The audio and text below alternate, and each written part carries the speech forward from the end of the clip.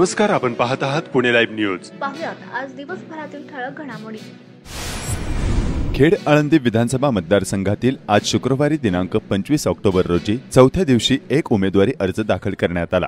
शिंदे शिवसेनेचे बंडखोर उमेदवारांनी कार्यकर्त्यांच्या लवाजम्यासह अर्ज दाखल केला। खेड आळंदीमध्ये शुक्रवारी 6 जणांनी 13 नामनिर्देशन पत्र खरेदी केले। 4 दिवसांत 38 जणांनी 88 नामनिर्देशन पत्र खरेदी केल्याची माहिती निवडणूक निर्णय अधिकारी तथा प्रांताधिकारी अनिल दौंडे यांनी दिली।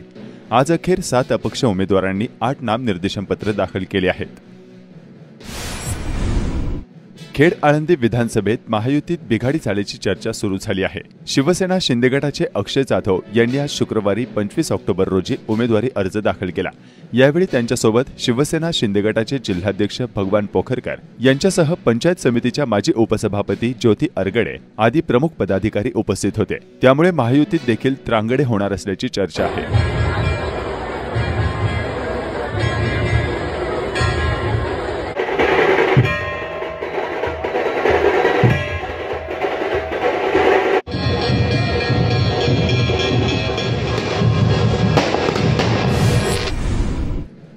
खेड तालुक्यात महाविकास आघाडीत अजूनही गोंधळ भराड सुरूच आहे।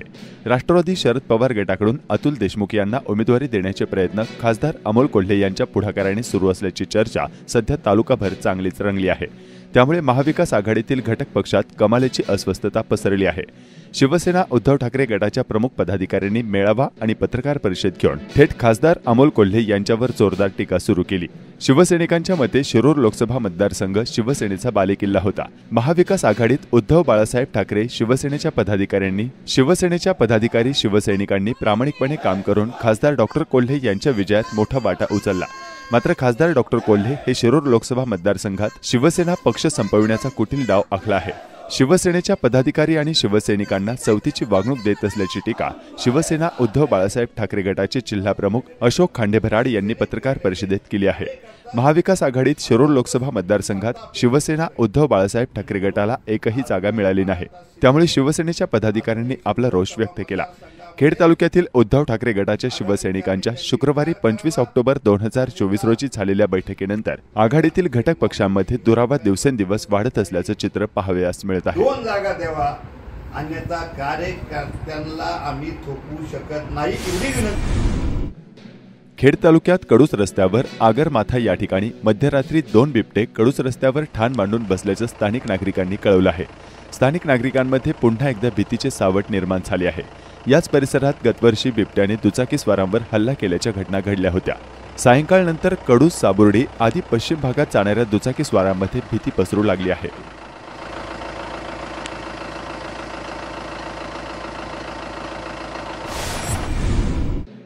खेड तालुक्यात नायफड येथील पोपट शिमाजी मिलखे यांच्या शेळीवर बिबट्याने हल्ला केल्याची घटना 25 ऑक्टोबर रोजी घडली आहे। निवडणूक काळात अनेक पैसा लावल्याचे आपण ऐकतो, मात्र खेड तालुक्यातील शेलपिंपळगाव येथील मोहितेवाडी येथील एका तरुणानं चक्क विद्यमान लोकप्रतिनिधी जोपर्यंत पराभूत होत नाहीत तोपर्यंत अनवाणी म्हणजेच पादत्राणे न घालता फिरण्याचा पण केला आहे। मागील काही दिवसांपासून हा तरुण अनवाणी फिरत आहे। विशेष म्हणजे हा तरुण विद्यमान लोकप्रतिनिधी यांच्याच गावातील असल्याची बाब समोर आली आहे। चाकणमध्ये आलेल्या या तरुणाशी आमच्या प्रतिनिधींनी संवाद साधला असता त्याने नेमकं काय सांगितलंय पाहूयात। नमस्कार, मी विलास मोहिते, राहणार शेलपिंपळगाव मोहितेवाडी, तालुका खेड, जिल्हा पुणे। आता जी नवरात्र गेली या नवरात्रापासून उपवास धरले होते। या उपवासामध्ये मी पायामध्ये चप्पल नाही घातली। दसऱ्याला च्या अगोदर मी साबेवाडीच्या अंबिका माताला दर्शन घ्यायला गेलो होतो। त्यावेळेस मी तिथं पण घेतला की जोपर्यंत तालुक्याचा प्रतिनिधी बदलत नाही तोपर्यंत मी पायात चप्पल घालणार नाही। काय लोकप्रतिनिधी म्हणजे आता विद्यमान जे आमदार दिलीप मोहिते हे निवडणुकीत हरल्याशिवाय चप्पल घालणार नाही असं पण केलं, काय कारण याच्या मागचं? याच्या मागं खूप काही कारण आहेत। म्हणतात ना, थेंबे थेंबे तळे साचे, याच्याप्रमाणे त्यांचं तळ साचल्यामुळे त्यांनी मला अनेक प्रकारे कामं घेण्यासाठी मी प्रयत्न करत होतो। कसली कामं घेण्यासाठी? मी गव्हर्नमेंट कॉन्ट्रॅक्टर आहे, त्या कामांसाठी मी प्रयत्न करत होतो। मला काही कामं मिळाली, काही कामं त्यांच्याकडनं संबंधित अधिकाऱ्यांना सांगून माझी कामं कॅन्सल करायला लावली। ज्या कामांची वर्क ऑर्डर झाली होती ती पण त्यांनी वर्क ऑर्डर कॅन्सल केली किंवा संबंधित साहेब लोकांना सांगून मला कामं देऊ नका असे सुद्धा संबंधित अधिकाऱ्यांना सांगण्यात आले. बरं का बरं तुम्ही काय चुकीचे ठेकेदार आहात का? तुम्हाला का नाही कामं नाही, मिळाली? त्यांचे जे बगलबच्चे आहेत जे त्यांच्या मर्जीतला अशा ठेकेदारांना त्यांनी कामं देऊन जे निवडणुकीसाठी यंत्रणा राबवतात अशाच ठेकेदारांना त्यांनी कामं देऊन जवळ केले आहे व जे ठेकेदार त्यांच्यासाठी खर्च करतील असेच ठेकेदार त्यांच्या जवळ आहेत.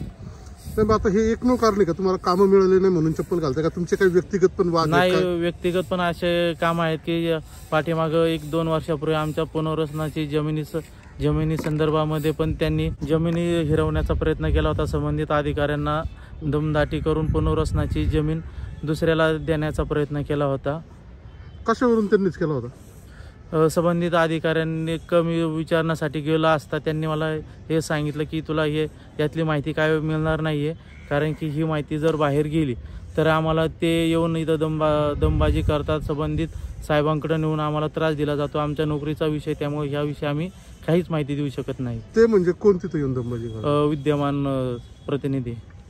विद्यमान प्रतिनिधी म्हणजे विद्यमान आमदार असं विद्यमान म्हणायचं? आमदार. बरं, मग आता समजा तुम्ही आता चप्पल घालत नाही, आता विधानसभेच्या निवडणुका तोंडावरती आहेत, ते परत निवडून आल्यावर परत घालणार का चप्पल? नाही, माझी तयारी आहे की मी जोपर्यंत ते पराभव होत नाही तोपर्यंत पाय चप्पल घालणार नाही. आणि तसे पण मला त्यांच्या एका प्रतिनिधीकडनं असा निरोप दिला आहे की 10-15 वर्ष तुला तसेच राहावं लागेल. तर मी त्यांना हेच सांगितलं की माझी 10-15 वर्ष राहण्याची तयारी आहे. यावरूनच त्यांचं असं लक्षात येतंय की ज्यांनी पाठीमागच्या पंचवार्षिकला सांगितलं होतं की माझी शेवटची निवडणूक आहे, आता देखील सांगतात त्यांची शेवटची निवडणूक आहे. आणि जर ते मला निरोप देताना सांगतात की 10-15 वर्ष तसंच राहावं लागेल, याचा अर्थ याच्यातनं असा अर्थ असाच निघतो की मला अजून पुढलेही 10-15 वर्ष निवडणूक लढवायची ते आणि मी निवडून येणार. निवडणुकीत स्वतःचे श्रम व पैसा घालून आपल्या उमेदवाराचे मनापासून काम करणारे खरे कार्यकर्ते केव्हा संपले आहेत. आता निवडणुकीतील सर्व गोष्टी पगारी माणसे ठेवून केल्या जातात. खेड तालुक्यात देखील याचा प्रत्यय येऊ लागलाय. काही अपवाद सोडल्यास सर्रास पदयात्रा सभांसाठी रीतसर पैसे मोजून माणसे आणली जातात. पण पैसे देऊनही कार्यकर्ते चोख काम करतील की नाही याची शाश्वती नाही. त्यामुळे काही उमेदवारांकडून निवडणूक प्रचारातील काही कामांसाठी अशा लोकांची जबाबदारी घेणाऱ्या लोकांची मदत घेतली जात आहे. एकूणच निवडणूक काळात ग्रामीण भागातील आणि शहरी भागातील गरजू अनेक नागरिक व महिलांना निवडणूक रोजगार उपलब्ध झालाय. मात्र यामुळे राजकारणी मंडळींचा लोकसंग्रह या निमित्ताने चव्हाट्यावर येत आहे. गैरमार्गाने पैसा आला असला तरी पूर्वीसारखा लोकसंग्रह राजकारणी मंडळींकडे राहिलेला नाही. प्रचार, पदयात्रा अशा कामांसाठी 500 ते 700 रुपये देऊन रोजाने लोक आणण्याची वेळ जवळपास सर्वच राजकारणी मंडळींवर आल्याचे केविलवाणे चित्र पाहावयास मिळत आहे.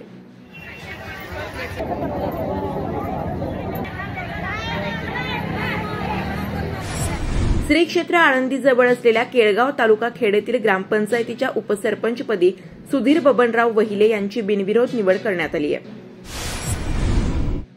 खेड तालुक्यातील चिंबळी बर्गे वस्ती येथून एक 50 वर्षीय इसम 21 ऑक्टोबर 2024 पासून बेपत्ता झालाय. विशाल बबन वेताळ वय 50 असे बेपत्ता झालेल्या व्यक्तीचे नाव आहे. याबाबत आळंदी पोलिसात तक्रार देण्यात आली आहे. मात्र त्यांचा काहीही तपास लागलेला नाही. संबंधित व्यक्तीने घरातून जाताना एक चिठ्ठी लिहून ठेवली असल्याची बाब समोर आली आहे. आपल्या मृत्यूस काही अत्यंत जवळच्या नातेवाईकांना जबाबदार धरावे असे नमूद करून त्यांची नावे लिहिली आहेत. आळंदी पोलीस अधिक तपास करत आहेत. पुणे महानगर प्रदेश विकास प्राधिकरण PMRDA व दुय्यम निबंध कार्यालयातील काही अधिकाऱ्यांना हाताशी धरून खोटे प्रतिज्ञापत्र व बोगस दस्त तयार करून एका व्यक्तीची 46,52,00,000 रुपयांची फसवणूक केल्याचा प्रकार समोर आलाय. या प्रकरणी खेड तालुक्यातील आळंदी परिसरातील चरोली येथील एकासह एकूण 57 संशयितांवर न्यायालयाच्या आदेशानुसार गुन्हा दाखल झालाय. तत्कालीन पिंपरी चिंचवड नवनगर विकास प्राधिकरणाकडून मिळणाऱ्या 12.5% परतावा क्षेत्रातील जमिनीच्या व्यवहारातून हा प्रकार घडलाय. या प्रकरणी विनायक पंढरीनाथ भोंगाळे वय 65 राहणार गंधर्व नगरी मोशी यांनी भोसरी MIDC पोलीस ठाण्यात फिर्याद दिली. त्यानुसार मारुती सस्ते वय 59 राहणार चरोली खुर्द आळंदी देवाची तालुका खेड व इतर 56 जणांवर पोलिसांनी गुन्हा दाखल केला. खेड तालुक्यातील पश्चिम भागात रस्त्यावर सुरू असलेल्या विकास कामांवर राजकारणी आणि जनतेचे लक्ष नसले तरी राष्ट्रीय पक्षी मोर मात्र पाहणी करताना दिसून आल्याचे गमतीदार चित्र आज पाहावयास मिळाले. चक्क लोकवस्तीपर्यंत मोरांचा वावर वाढला असल्याचे चित्र खेड तालुक्यातील पाईट धामणे भागात पाहायला मिळत आहे.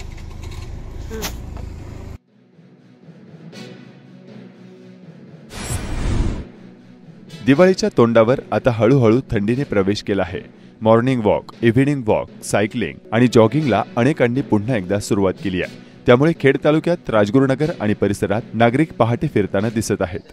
परतीचा पाऊस संपल्यानंतर आज निसर्गात छान असं धुकं पसरलंय. थंडीची चाहूल लागले. आमचे मांजरेवाडी, खरपुडी, वाकी परिसरातील सर्व तरुण आज नव्या जोमाने व्यायामासाठी जमले आहेत. आरोग्याचं महत्त्व खूप आहे आणि आरोग्य जपण्यासाठी आपल्याला सर्वांना त्यासाठी व्यायामाची गरज आहे. अलीकडे राजकीय धुलवडीपेक्षा व्यायाम आपल्या आरोग्याची दिवाळी साजरी केल्याशिवाय राहायचं नाही. त्यामुळं नागरिकांनी या थंडीत, गुलाबी थंडीत व्यायामाकडे. असंख्य वैष्णवांचा मेळा गुरुवारी महाळुंगे तालुका खेड या ठिकाणी जमला. निमित्त होते श्रीपती बाबा महाराज पालखी सोहळ्याचे. हाती भगव्या पताका, मुखी ज्ञानोबा तुकोबांचा जयघोष, त्याला टाळ मृदुंगाची साथ अशा भक्तिमय वातावरणात संत श्रीपती बाबांच्या पालखीने सकाळी 11 वाजण्याच्या सुमारास पंढरपूरकडे प्रस्थान ठेवले. विठ्ठल विठ्ठल ज्ञानोबा तुकाराम या नामघोषाने अवघी महाळुंगे नगरी धावून निघाली. प्रशालांना दिवाळीच्या सुट्ट्या आजपासून सुरू झाल्या आहेत. खेड पंचायत समितीच्या शेजारी मोकळ्या मैदानावर 20 फटाके स्टॉल उभारण्यात आले असून फटाके खरेदी करण्यासाठी गर्दी होताना दिसत आहे.